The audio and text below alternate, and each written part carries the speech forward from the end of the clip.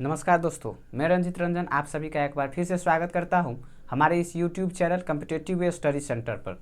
दोस्तों, अभी हम एमटीएस से रिलेटेड क्लास कर रहे हैं मैथ सेक्शन का। जो पिछले साल एमटीएस के एग्जाम में पूछा गया था उसके हर एक सेट का मैं क्वेश्चन लेकर आता हूँ, रोज एक एक सेट का, और हर एक क्वेश्चन को 1 बाय 1 करके डिस्कशन करता हूँ। इसमें दोस्तों एक दो क्लास हुआ है, आप जाकर देख सकते हैं, उसका लिंक डिस्क्रिप्शन में दिया हुआ है। ठीक है दोस्तों, ये जो क्लास होगा ये आने वाले जो एमटीएस का एग्जाम है उसमें मैथ सेक्शन से कैसे कैसे क्वेश्चन पूछे जाएंगे उस पर हम आधारित क्वेश्चन को करते हैं कि ऐसा क्वेश्चन पिछले साल आया था तो आपको ऐसा क्वेश्चन पूछे जाने की संभावना है। ठीक है दोस्तों, तो पिछले साल का एज इट इज क्वेश्चन में लेकर आया हूँ, क्लास में बने रहिएगा, आपको ये क्लास बहुत ही ज़्यादा हेल्प करेगा आने वाले एमटीएस के एग्जाम में। ठीक है दोस्तों, चलिए शुरुआत करते हैं। दोस्तों, एक स्कूल में लड़के और लड़कियों का अनुपात 35:39 है। स्कूल में लड़कों और लड़कियों की संख्या की औसत का जो है वो 740 है। तो स्कूल में लड़कों की संख्या कितनी है ये आपसे पूछा गया है। ठीक है, एक स्कूल है, बॉयज़ और गर्ल्स हैं। ठीक है, उसका अनुपात दिया हुआ है, औसत संख्या भी दिया हुआ है, और आपसे लड़के की संख्या पूछा जा रहा है। ठीक है, बहुत आसान क्वेश्चन है, एवरेज का क्वेश्चन है। देखिए तो कहा है कि बॉयज़ हैं और गर्ल्स हैं, ये दोनों 35 और 39 के अनुपात में हैं। जबकि एवरेज बराबर क्या होता है दोस्तों, आपको पता होगा, नहीं तो अभी देखिए। एवरेज बराबर सम अपॉन नंबर। सम बोले तो टोटल सम जितने होते हैं और नंबर जो संख्या होता है। तो यहाँ से अगर हम मान लीजिए सम निकालना चाहते हैं तो ये नंबर इधर चला जाएगा, इधर डिवाइड में इधर आएगा तो मल्टीप्लाई में, तो average multiply number is equal to sum. यही कर रहे हैं दोस्तों। एवरेज हमारे पास दिया हुआ है कितना, 740। इसको बॉयज़ और गर्ल्स कितने हैं, 2, इससे मल्टीप्लाई कर दिए तो सम आ गया, और सम को सम के इक्वल करते हैं। देखिए तो यहाँ से बॉयज़ और गर्ल्स का सम कितना है, 35 और 39, यानी कि 74 यूनिट है ना। ये यूनिट में क्योंकि रेशियो है ना। यहाँ से आप दोस्तों एक यूनिट का मान निकाल सकते हैं, कितना आएगा, इसको क्या करना पड़ेगा, 740 गुने 2/74। 74 को देखिए 10 से कट रहा है तो यहाँ कितना हो गया, 20, यानी कि एक यूनिट का मान 20 आ गया। आपसे किसका पूछा, गर्ल्स बॉयज़ का, यानी बॉयज़ का कितना है 35 यूनिट। तो 35 से इस साइड भी मल्टीप्लाई कर दीजिए, 35 से इस साइड भी, तो कितना आंसर होगा, 700। यानी कि इस क्लास में लड़के की संख्या कुल कितना है, 700 है। आ गया होगा समझ में। ठीक है, चलिए अगले क्वेश्चन पर बढ़ते हैं। अगला क्वेश्चन देखिए कैसा है। कह रहा है कि एक कार 5 से ही 5/9 मीटर पर सेकेंड की चाल से x किलोमीटर की दूरी तय करती है और शुरुआती बिंदु पर 5 मीटर पर सेकेंड के हिसाब से लौटती है। यदि कार द्वारा लिया गया कुल समय 7 से ही 3/5 घंटे है तो x + 3 का मान कितना होगा। ठीक है दोस्तों, जाता है आता है, चाल दिया हुआ है, पूछा जा रहा है, टोटल समय भी दिया गया है आपसे। वो जो दूरी है उसमें 3 प्लस करके आपसे पूछा जा रहा है, यानी x किलोमीटर की जो दूरी था उसमें अगर 3 जोड़ा जाए तो क्या होगा, ये आपसे पूछा जा रहा है। ठीक है, चलिए सबसे पहले तो देखिए यहाँ पर मीटर पर सेकेंड में है चाल, है ना, और समय कैसा है, आवर्स में है। तो पहले उसको हमें किलोमीटर पर आवर्स में चेंज करना पड़ेगा। पहला चाल कितना है, 5 से ही 5/9, यानी कि 9 × 5 = 45 और 5 50/9, 50/9 मीटर पर सेकेंड में है ना। इसको अगर हम किलोमीटर पर आवर में चेंज करेंगे तो कितना से मल्टीप्लाई होता है, 18/5 से। तो 9 दूना 18, 5 10 × 5 = 50, 10 दूना 20, यानी 20 किलोमीटर प्रति आवर्स तो उसका जाने का चाल है। आने की बात किया है कितना, 5 मीटर पर सेकेंड के हिसाब से आने वाला है, 5 मीटर पर सेकेंड। तो 5 को हम करेंगे 18/5 से तो कितना होगा, 18, यानी कि 18 किलोमीटर प्रति आवर से वो लौट रहा है वापस।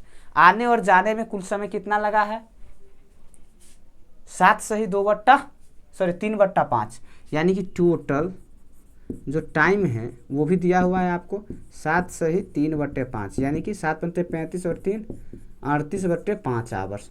बस अब आपसे डिस्टेंस निकालना है। x किलोमीटर की दूरी गया 20 की चाल से, x किलोमीटर की दूरी वापस आया 18 की चाल से, और टोटल टाइम कितना लगा है, 38/5, यही लगा है।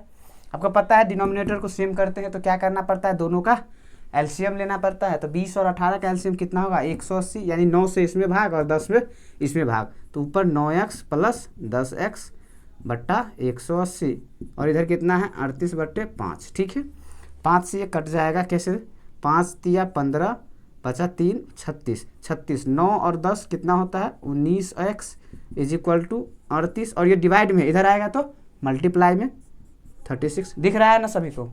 ठीक है, 19 दूना 29, x बराबर 36 दूना 72, यानी कि कितना आंसर हो जाएगा। x का मान पूछा था, अच्छा सॉरी x का पूछा था नहीं, x + 3 का, x का मान 72 है तो x + 3 का मान कितना होगा 72 + 3 यानी कि 75। यही आपसे पूछा गया था।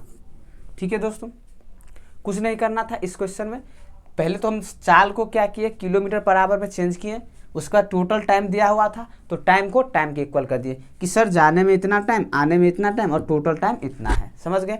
Distance upon speed is equal to time होता है, तो डिस्टेंस x था और किलोमीटर के हिसाब से चाल था, तो डिस्टेंस को हमने मानी कि दूरी को चाल से डिवाइड किए तो समय, फिर दूरी को चाल से डिवाइड किए तो समय, दोनों समय को जोड़ दिए तो कुल समय के बराबर आ गया।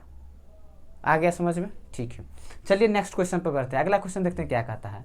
कह रहा है कि जब एक वस्तु को 388 रुपया में बेचा जाता है तो 3% की हानि हो जाती है। ठीक है, यदि इसी वस्तु को 18% के लाभ पर बेचा जाता तो इससे विक्रय मूल्य कितना होगा। इसका विक्रय मूल्य आपसे बेसिकली पूछा जा रहा है। ठीक है, कि एक बार में 388 रुपया में बेचा है तो हानि हो गया है 3% की, अब हम 18% के लाभ लेना चाहते हैं। बहुत ही आसान क्वेश्चन, एकदम रफ क्वेश्चन है, कुछ नहीं यहीं पे बता देते हैं फटाक से। कहा जा रहा है कि 3% की हानि का मतलब क्या होता है कि आपने उस वस्तु को 97% पे बेचा होगा कि नहीं। तो आप 388 रुपया में बेचे हैं और कितना परसेंट पे बेचे हैं 97% पे। अभी आपको 18% लाभ चाहिए, यानी कि 100 का सामान होगा तो 118 चाहिए। समझ गए? बस हो गया, निकाल देना था और कुछ नहीं था। 7 चौक 28, 9 चौक 36 और 2 38, 4 से कट रहा है। ठीक है, और 4 से इसमें जब करेंगे मल्टीप्लाई तो कितना आएगा 8 चौक 32, 4 और 3 7, 4 एकान 4 यानी कि 472। इस क्वेश्चन का सही आंसर कितना हो जाएगा 472। कुछ नहीं था, बहुत आसान था, सिर्फ कैलकुलेशन था कि 3% के हिसाब से लॉस पर बेचेंगे तो 97%, यानी 388 रुपया जो लिए वो 97% का वैल्यू है, हमें 118% का मान चाहिए तो कितना होगा 472। आ गया समझ में? चलिए अगला क्वेश्चन लेते हैं। कह रहा है अगला क्वेश्चन क्या कि एक चुनाव क्षेत्र में 60% मतदाता पुरुष है और शेष महिलाएं हैं। 40% पुरुष निरक्षर हैं और 20% महिलाएं क्या है 25% महिलाएं साक्षर है। साक्षर महिलाओं की तुलना में निरक्षर पुरुषों की संख्या कितने प्रतिशत अधिक है, ये आपसे पूछा जा रहा है। बनाइए। एक चुनाव में 2 उम्मीदवार हैं, पुरुष है और महिला है, फिर उन दोनों का साक्षरता दर दिया हुआ है और फिर उसके हिसाब से आपसे पूछा जा रहा है कि कौन किससे अधिक है, यानी कि महिलाओं की तुलना में निरक्षर पुरुष की संख्या साक्षर महिलाओं की तुलना में कितना अधिक है। ठीक है, देखिए एक बात बताइए, पुरुष है और महिला है यानी मेल और फीमेल। अगर 60% मेल है चुनाव क्षेत्र में तो 40% महिलाएं होंगे कि नहीं होंगे। तो यानी कि अगर हम 100 मान ले तो 60% का 60 तो यहाँ पर 40। अब इसमें एजुकेटेड है और अनएजुकेटेड है, इसमें भी एजुकेटेड हैं और अनएजुकेटेड हैं। ठीक है, अब क्या कहा कि 40% पुरुष अनएजुकेटेड है, निरक्षर है, तो 40% है, इसका मतलब 60% साक्षर होंगे कि नहीं। ठीक है, और 25% महिलाएं साक्षर हैं, यानी एजुकेटेड कितना है महिलाएं 25%, तो 75% अनएजुकेटेड होंगे कि नहीं कुल संख्या का। ठीक है, अब आपसे पूछा जा रहा है कि साक्षर महिलाओं की तुलना में निरक्षर पुरुषों की संख्या, तो साक्षर महिला कितना है 25% यानी 1/4, तो 40 का 1/4 कितना होगा 10, और निरक्षर पुरुष तो निरक्षर कितना है 40%, 40% का मतलब कितना 4/10, 10 से कटेगा 10 चौक 6 चौक 24 यानी कि 24। तो अब देखिए तो खुद कितना अधिक है 14 अधिक है, किसकी तुलना में महिलाओं की तुलना में। तो यहाँ पे 100 से गुना कर देंगे, प्रतिशत का साइन लगा देंगे, कितना होगा 140%। बहुत ज़्यादा, कितना है 40%। समझ में आ गया? कुछ नहीं करना था, हमने 100 मान लिया, कहा मेल और फीमेल, 60 है मेल तो 40 होगा फीमेल। फिर एजुकेटेड अनएजुकेटेड का वो परसेंटेज दिया हुआ था, वहाँ से निकाल दिए, जिससे तुलना करवाया उसको नीचे रख दिए तो परसेंटेज का मान आ गया। समझ गए? ठीक है, चलिए अगला क्वेश्चन पर बढ़ते हैं, देखते हैं अगला क्वेश्चन क्या कह रहा है। कह रहा है कि ए 6 दिनों में 40% कार्य पूरा कर सकता है, जबकि बी उसी कार्य को 15/2 दिनों में पूरा कर सकता है। यदि वे एक साथ कार्य करें तो कार्य कितने दिन में पूरा हो जाएगा? दो व्यक्ति है ए और बी। ए इस काम के 40% वर्क 6 दिन में पूरा करता है, बी क्या करता है 15/2 दिनों में पूरा कर सकता है पूरे काम को, इसी काम को। दोनों साथ करेगा तो क्या होगा, कितना दिन लगेगा? देखिए दोस्तों, जब आप 40% काम करते हैं तो आपको कितना टाइम लग रहा है? 6 दिन लग रहा है कि नहीं?